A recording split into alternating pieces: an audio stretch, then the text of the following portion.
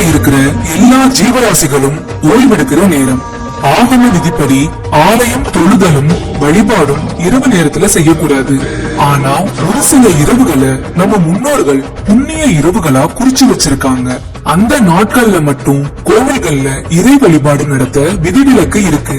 அந்த இரவுகள்ல முதன்மையானதும் மேன்மையானதும் இறை ஆசைகளை அள்ளித்தரக்கூடியதுமா இருக்கிறது தான் மகா சிவராத்திரி.